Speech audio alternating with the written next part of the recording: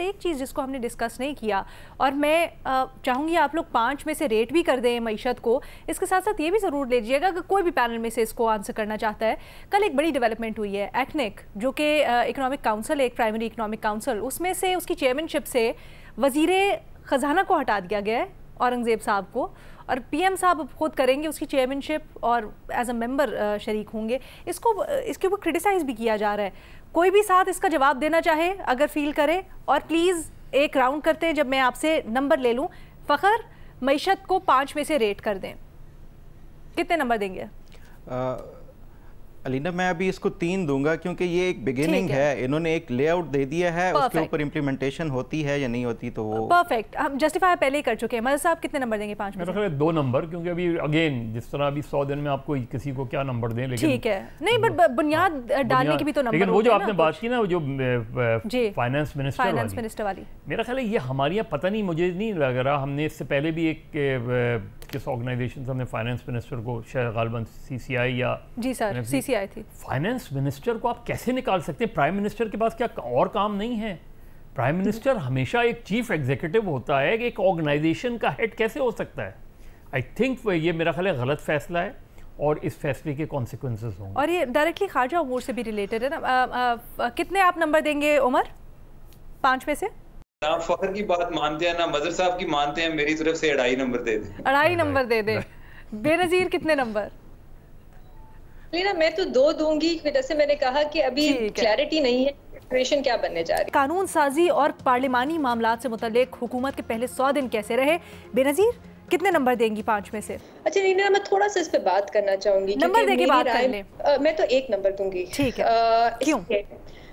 क्योंकि शायद 1 भी मैं ना दूं इस वक्त, लेकिन इसलिए क्योंकि एक जो ओवर आर्चिंग थीम रही है इस हुकूमत की पिछले 100 दिन में, वो है लैक ऑफ ट्रांसपेरेंसी। शफाफियत की बहुत कमी रही है। बहुत सी ऐसी चीजें, और मैं बहुत सी आपको मिसालें दे सकती हूँ जिसमें ऐसा लगता है कि हुकूमत चीजें छुपाने की कोशिश कर रही है। अब जैसे कि इलेक्शन का जो कानून था उसमें जो तरमीम की गई, और फिर नैब के कानून में ऑर्डिनेंस के जरिए, वो आपको भी पता है और मुझे भी पता है कि किसी के पास शुरू में उसकी कॉपी नहीं थी। सहाफी जब मांगते थे तो उनसे कहा जाता था हम आपको दे रहे हैं, आगे मत करिएगा। बड़ी मुश्किलों से जाके आपको नेशनल असेंबली की वेबसाइट पे आई है। तो एक तो ये प्रॉब्लम, और फिर यहाँ पे समझ भी नहीं आती कि ऑर्डिनेंस के जरिए इतनी ज्यादा कानून साजी क्यों हो रही है। अब ये बिल पार्लियामेंट में क्यों नहीं पेश हो सकते थे, उस पर डिबेट क्यों नहीं हो सकती थी? इतनी क्या जल्दबाजी है जब नेशनल असेंबली भी सेशन में है, सेनेट भी सेशन में है। इसके अलावा भी आप देखिए और भी बहुत से अहम इशूज है। ट्विटर बंद है, पिछले 4 महीनों से मुल्क में ट्विटर बंद है, कोई बताना ही नहीं चाहता हमें कि क्यों बंद है। वो मामला अदालत में गया तो वहां पे जाके पता चला कि इंटीरियर मिनिस्ट्री के कहने पे बंद हुआ है। इंटीरियर मिनिस्ट्री कहते थे अच्छा मुझे नहीं पता नहीं शायद PTA ने बंद कर दिया होगा। इस किस्म के बहुत से, अब ख्वाजा आसिफ साहब की भी एक ट्वीट है जो मुझे अभी तक याद है, जिसमें उन्होंने कहा कि कॉन्फिडेंशियल और सीक्रेट डॉक्यूमेंट जो है वो सोशल मीडिया पे आएंगे तो ऑफिशियल सीक्रेट एक्ट के तहत कार्रवाई होगी। क्यों? ये सहाफियों का काम है। आप यहाँ पे हमारे मुल्क में तो हर चीज ही आप सीक्रेट और कॉन्फिडेंशियल कर देते हैं, तो आप क्या सहाफियों के खिलाफ कार्रवाई करेंगे? तो ये बहुत से इश्यूज हैं जिसमें हमें कोई, अभी तक इलेक्शन का भी मामला है उस पर भी कोई डिबेट नहीं हुई पार्लियामेंट में, उसमें कोई बात नहीं हुई, उसकी ऑडिट नहीं हुआ। जो बहुत से इदारे जो है वो ये डिमांड कर रहे हैं कि आप ऑडिट कराएं ये जो गलतियां थी फॉर्म 47 में। तो मैं तो यही कहूंगी अलीना, मुझे तो ऐसा लग रहा है कि जैसे ये हुकूमत बड़ी ही इल प्रिपेयर्ड, अंडर कॉन्फिडेंट आई है। जैसे कि हुकूमत बना ली है लेकिन अब समझ नहीं आ रही कि आप करना क्या है, और बजाय इसके कि आप ट्रांसपेरेंसी लाएं, अवेलेबिलिटी या आज़ादी राय के जो है उसमें उसको बेहतर करें, यहाँ पे तो आहिस्ता आहिस्ता कम होता जा रहा है। जल्दी से कानून आ जाता है, सोशल मीडिया पे कानून साजी की जा रही है, किसी को नहीं पता क्या किया जा रहा है। तो बहुत ही सीरियस किस्म का लैक ऑफ ट्रांसपेरेंसी है, और लगता है बस चीजों को छुपाने की कोशिश की जा रही है। बहुत अहम बात है फ़खर, आप इससे इत्तेफाक करते हैं? और नंबर बता दें कितने देंगे पहले?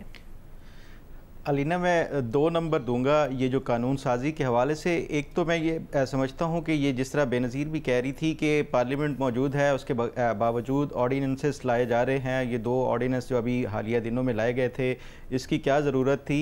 और इस हवाले से अगर देखा जाए तो हुकूमत इसकी जस्टिफिकेशन ये देती है कि क्योंकि उनके पास मतलूबा जो है वो नहीं है मौजूद पास कराने के हवाले से, कानून साजी के हवाले से, तो इस वजह से वो कहा जाता है। लेकिन मैं ये समझता हूँ कि हुकूमत ने जो वादे किए थे ख़ासतौर पे PMLN ने अपने मंशूर में, और जो मेरे नज़दीक सबसे अहम इनका वादा था वो था लोकल गवर्नमेंट को मैंडेटरी बनाना था इन्होंने, कि लोकल गवर्नमेंट के जो इलेक्शंस हैं वो जिस तरह आम जनरल इलेक्शंस होते हैं उसी तरह लाजमी करार दिया जाएगा, और इस हवाले से आइन में जो है वो तरमीम की जाएगी कि 100 डेज़ के अंदर ये किया जाएगा लोकल गवर्नमेंट के हवाले से। तो ये एक समझ आती है उनकी तरफ से, जो एक वाज़े तौर पे बहाना है कि हमारे पास मतलूबा तादाद नहीं है, ख़ासतौर पे ये सुप्रीम कोर्ट का जो फैसला जब तक नहीं आता, कौमी असम्बली के जो हैं मेंबरान वो पूरे नहीं हैं, तो इस वजह से कानून साजी वो नहीं की जा सकती। लेकिन उसके बावजूद भी अगर कानून साजी के लिए मतलूबा तादाद नहीं है तो ऑर्डिनेंसेस लाने की, और वो भी इस तरह के जिसमें कोई इतनी ज़्यादा एमरजेंसी नहीं है, तो मैं नहीं समझता कि पार्लियामेंट के होते हुए कोई ऑर्डिनेंसेस लाए जाने चाहिए। ये भी एक एक्सक्यूज़ दिया जाता है कि PTI के दौर में बेशुमार ऑर्डिनेंसेस लाए गए थे, लेकिन ये कोई एक्सक्यूज़ ऐसा नहीं है कि आप जो पिछली कोई गलत बात है उसको जो है जस्टिफाई करने के लिए खुद गलत करें। बिल्कुल सही। उमर, कितने नंबर देंगे? देखिए, मेरे पास तो देने के लिए इनको कोई नंबर नहीं है अनफॉर्चुनेटली। जो पहले बेनज़ीर बात कर रही थी, मैं समझता हूँ कि इस गवर्नमेंट के पास ना कोई इसकी कोई पॉलिटिकल स्टैंडिंग है और ना ही कोई मॉरल स्टैंडिंग है। पॉलिटिकल स्टैंडिंग इस लिहाज से नहीं है कि जो कुछ भी, यानी कि जिस अंदाज में ये आए हैं, इनकी गवर्नमेंट बनी है, इनके अपने लोग जो हैं वो भी एक कॉन्फिडेंस के साथ नहीं कह सकते कि वो कोई धांधली के बगैर रहे हैं या बाकी वो सीटें जीत कर आए हैं। दूसरा मॉरल ये है कि लेट्स से कि आज अगर इमरान खान की गवर्नमेंट दोबारा आती है तो ये किस मुंह से इमरान खान को कहेंगे कि आप कोई एक सप्रेसिव मेजर्स ले रहे हैं। तो इन्होंने भी अपनी हद कर दी है, और मुझे ये लगता है कि अगर कोई गवर्नमेंट आएगी, खास तौर पे PTI की गवर्नमेंट, तो सूरत हाल इससे भी बदतर होगी, और फिर हमारा कंपैरिजन ही रह जाएगा। फिर हम ये नहीं सोचेंगे कि कौन ठीक कर रहा है या कौन गलत कर रहा है। यही बात होगी कि उन्होंने भी तो ये किया था ना, ये चीजें अभी चल रही हैं।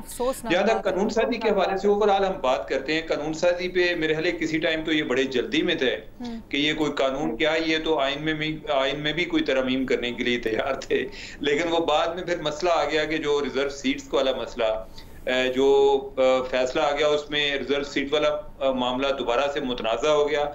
जो पेशावर हाई कोर्ट की रूलिंग थी वो सस्पेंड हो गई, तो उसके बाद से ये चीजें कर ही नहीं पा रहे। तो अभी तक इनकी जितनी भी अप्रोच है सारी फायर फाइटिंग वाली अप्रोच है, कोई इतनी लंबी कोई इतना इसकी वजह क्या समझते हैं? और मुझे एक चीज जरूर बता दीजिएगा, आपने मॉरली मैं समझ गई आपकी बात, बट आप जब कहते हैं पॉलिटिकल स्टैंडिंग नहीं है, तो उस वक्त जिन हालात में हुकूमत बनी, जहां PTI जिसके पास मैंडेट था और किसी ना किसी ने मिलकर बनानी थी ना, वो हुकूमत बनाने को तैयार नहीं थे, किसी से आप बैठने को तैयार नहीं थे, तो फिर क्या करते? हुकूमत बनाती ही ना, ये जो पार्टीज मिलकर बैठी हैं। नहीं, मैं ये बात नहीं कर रहा, मैं तो ये एक बात कर रहा हूँ कि जितनी भी इनके पास सीट्स हैं, ओवरऑल एक होता है ना, आपके पास एक पब्लिक मैंडेट जो होता है उसका आपको एक कॉन्फिडेंस होता है। इनमें वो कॉन्फिडेंस नहीं है। इन्हें जो ग्राउंड रियलिटीज है उनके बारे में आइडिया है। अगर मैं कोई 13 सीटें जीत सकता हूं और मेरे पास कोई 50 आ जाएं, तो मुझे ये तो पता है कि मेरी ओवरऑल ऑन ग्राउंड क्या सिचुएशन है, मैं कितना पॉपुलर हूं, तो उसमें वो आप में वो कॉन्फिडेंस ही नहीं आता। आप जो है फिर बजाय इसके कि आपको लगे कि मैं लोगों को कन्विंस कर सकता हूं, आप ज्यादा सप्रेसिव हो जाते हैं। डिक्टेटोरियल अप्रोच जो है वो ज्यादा अडॉप्ट करना शुरू कर देते हैं। क्या यही वजह है कि मैंडेट के बारे में मैं सिर्फ ऐड करना चाहूंगी, छोटी सी बस एक चीज मैं कहना चाहूंगी। देखिए, एक पॉजिटिव डेवलपमेंट भी हमने देखी है नेशनल असेंबली में, वो ये, और जो फैफिन की अभी रिपोर्ट आई है उसमें भी ये लिखा था कि ऑपोजिशन को वक्त दिया गया बोलने के लिए। ये एक अच्छी डेवलपमेंट है। और दूसरी चीज हमने ये भी देखा कि जब स्टैंडिंग कमिटीज की बात हो रही थी नेशनल असेंबली में, तो एक बड़ा अच्छा रवैया था, हुकूमत ऑपोजिशन साथ बैठ के उन्होंने फैसले किए। पब्लिक अकाउंट्स कमेटी का पहले कहा जा रहा था कि शायद उनको ना दिया जाए PTI को, लेकिन उनको फिर वो चेयरमैनशिप दी जा रही है। तो ये भी कुछ एक पॉजिटिव डेवलपमेंट्स हैं जिसको मेरे ख्याल से मेंशन करना चाहिए। मजहर अब्बास साहब, नंबर कितने देंगे पहले? तो देखिए, पहली चीज़ ये कि नंबर आप वहाँ देते हैं जहाँ कोई नंबर बन रहे हों। ठीक। आप नंबर नहीं देते, मसला ये है कि जैसे कुछ नहीं हुआ हो, लेकिन आप माइनस नंबर उस वक्त देते हैं जब बैड लेजिस्लेशन हुई हो। इन्होंने बैड लेजिस्लेशन की है। जैसे अभी ऑर्डिनेंस की बात हो रही थी, आप ऑर्डिनेंस ऐसी जो ऑर्डिनेंस लाए हैं दो, उनकी अर्जेंसी क्या थी? आप बताते हैं ना कि कोई अर्जेंसी है, इस वजह से ये ऑर्डिनेंस लाए हैं। क्या अर्जेंसी थी उसकी?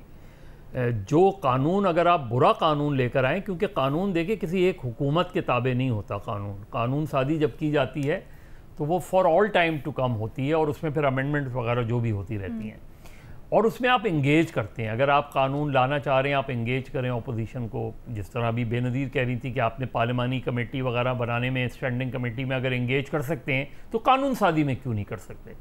ये क्यों कहते हैं कि हमारे पास चूंकि मेजॉरिटी नहीं है इसलिए हमने ऑर्डिनेंस ले आए? भैया आप अपोजिशन को साथ में ला लें, कर लें कानून साजी। तो ये जो अब तक जो लेजिस्लेशन हुई हैं ये बैड लेजिस्लेशन हुई हैं। फिर चूंकि मीडिया ने शोर मचा दिया, वरना तो ये रेगुलेटरी अथॉरिटी भी बनाने जा रहे थे, अभी थोड़ा सा रुक गया है ये मामला उसमें, लेकिन पंजाब में देख लेना आप, पंजाब के अंदर हतक इज़्ज़त का कानून आ गया।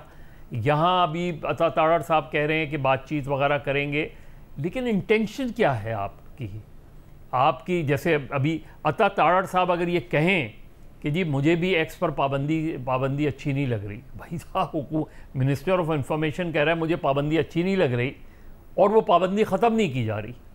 शुक्र करें उन्होंने एक्सेप्ट कर लिया, वो तो पहले मान ही नहीं रहे थे कि वही मैं कह रहा हूँ ना। तो एक तो चीज़ है कानून साजी ना करना जी, एक है कि ख़राब कानून साजी करना। तो मेरा ख्याल है बैड लेजिस्लेशन के तो मैं -1 दूंगा, अदरवाइज -1 क्योंकि आपके यहाँ है नहीं तो मैं कोई मार्क्स नहीं। आप दे दें -1? नहीं, -1 मैं दे रहा हूँ, -1 मेरे नुक्ते नज़र से तो बैड लेजिस्लेशन के -1 है। अच्छा, एक चीज़ मुझे बड़ी दिलचस्प लगी जो उमर ने बात की, उन्होंने वजह बताई कि ये हुकूमत कॉन्फिडेंट नहीं है क्योंकि उस तरह मैंडेट नहीं है इनके पास। आप अग्री करते हैं? देखिए बिल्कुल, ये असल चीज़ देखिए, जो पैनिक बटन है वो क्या नज़र आता है जी। मतलब आपको बहुत सी अच्छी, आज ही देख लेना आज किस तरह PTI के लोगों को पकड़ा गया है इस्लामाबाद में। मतलब आप पॉलिटिकल गवर्नमेंट है, डेमोक्रेटिक गवर्नमेंट है, उन्होंने कोई लॉ एंड ऑर्डर सिचुएशन नहीं क्रिएट की, आप 70-80 लोगों को उठा लिया आपने। इसमें ये रेस्टलेस नज़र आती है ना, रेस्टलेसनेस नज़र आ रही है ना गवर्नमेंट की, पैनिक में नज़र आ रही है।